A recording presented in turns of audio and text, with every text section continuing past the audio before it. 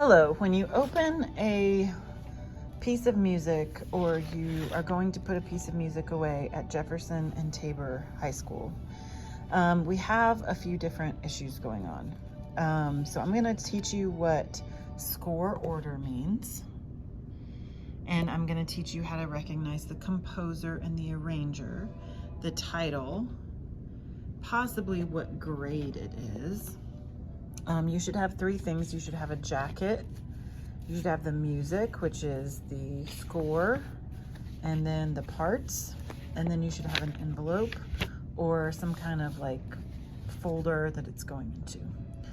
So I just finished this piece. I pulled it out and I want to play it with 7th grade and my 7th grade continuing, and it's a great piece for that. If you notice, there were some copies in there. The part is, they're bad copies. So one of the reasons that we're going to have a hard time using these copies is, one, the title is partly cut off, and two, the pages are partly cut off. So this is page 2, so we don't want to lose any page 2s. So if you look at a part, an actual part that's printed, it's 2 pages, they're connected. They have violin 1 right here. I would have to make sure that's violin 1, that's actually violin 2. Then it doesn't have the label on the 2nd page, it's been cut off. So it wasn't copied properly. So any of those copies can just go in the recycling bin if they're really cut off and you really don't have time to mark them, or you can't tell what they are.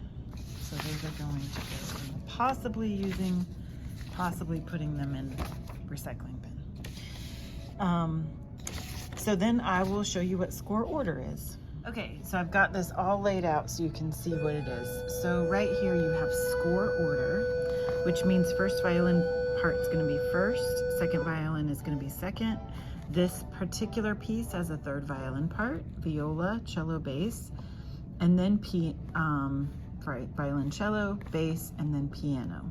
So the parts should be in that order. So for example, we're supposed to have 1 conductor's full score, that's this right here, 8 violin parts, first violin, 8 seconds, 5 thirds, 5 violas, 5 violoncello, 5 double bass, and then 1 piano part.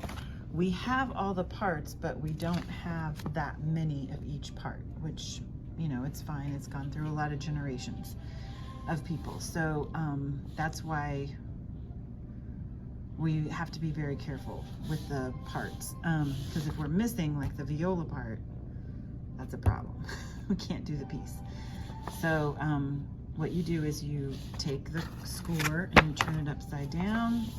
You put first violin, second violin, third violin, viola, violoncello, double bass, and then finally the piano, and then you get it in a nice neat stack. You put it inside the cover, and then you put that inside the folder. And that's how we put away music. We want to just make sure, we want to stamp the number on it, but we want it, this is the number, this is the title. We want to stamp that number on there, but we're not. If you've been instructed to stamp the numbers on, then that's great, but right now we're not quite. I found this part in another one. It's a second violin part, a theme from Canon in D. So what I did is I went to the document and I used the find function to search for Canon in D, theme from Canon in D. I found it on number 94. So then I pulled out envelope number 94, which is right here. Sorry, 93. Oh, it says 94. I better fix that. Okay. Then I found the jacket. Looks like this. And then I looked inside and I found this. So this is the score. It's a copy of the score, and it looks like it's pretty complete, so I'm going to leave it in there.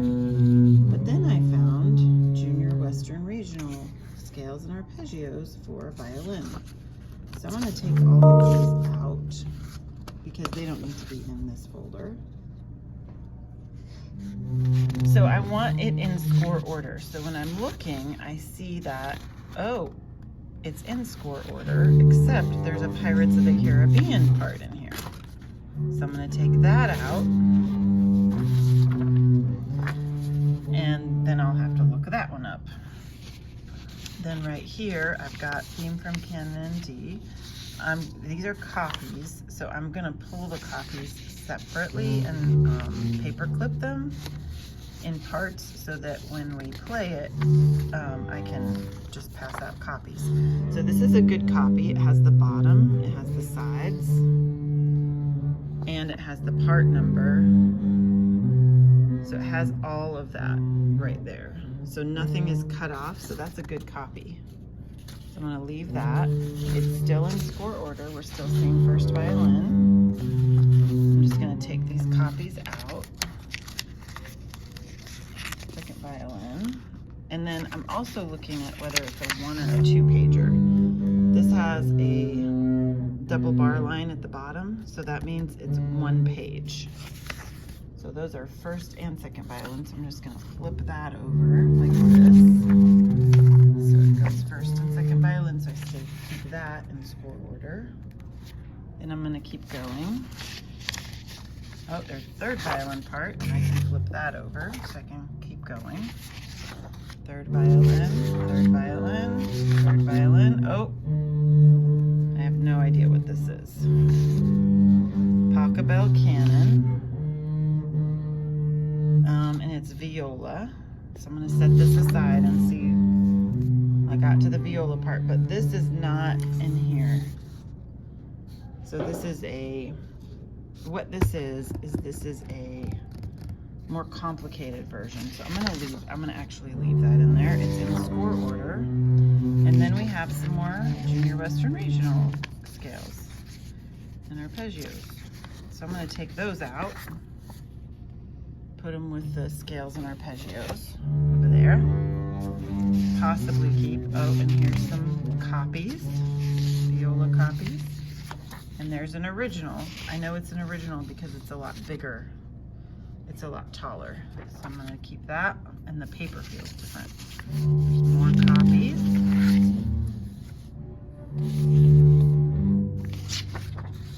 And more scales and arpeggios. I think I know what happened here. So I'm going to take that out.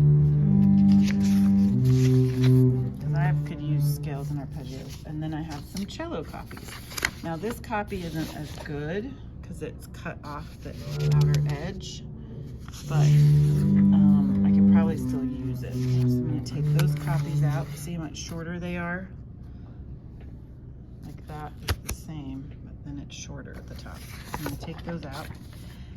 And then I'm going to have bass. So I have violin, viola, cello, bass copies, and I have violin, viola, chase original, cello originals, violin, viola, cello, bass originals. Take the copies out, leave the originals in. And there's no, oh, there is a piano part. So there's the piano part. So it's in score order, which is new. Not a lot of pieces are in score order, but it's missing the score. This is probably why they have a copied score from Wiley, because the score is missing. Oh, and then there's that second violin part that I need to put back in second violin. So I'm going to shuffle through this paper. First violin, second violin. So I'm going to put that back with the second violin part. And I'm going to straighten it up. Put it back inside the jacket. It's hard to do with one hand. Gonna leave that score in there.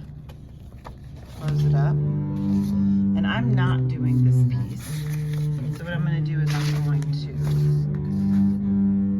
paper clip these together with the parts. So I'm going to paper first violin, second violin, third violin. So when I take it out, I have my copies and I'm not making more copies that I already have. Okay, so now I have these paper clipped. I have first violin, second violin, viola, cello, and bass. I'm going to stack them all up, put them inside the jacket.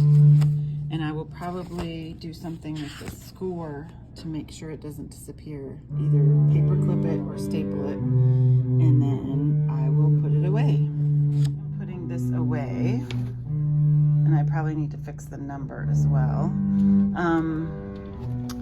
Just remember that copying should only be to preserve the piece. It should not be to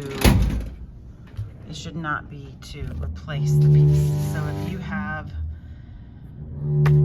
8 copies or 8 pieces of first violin, you shouldn't make 9, you should just make 8. And then if you have 16 violins that need 16 different parts, you need to buy 2 pieces.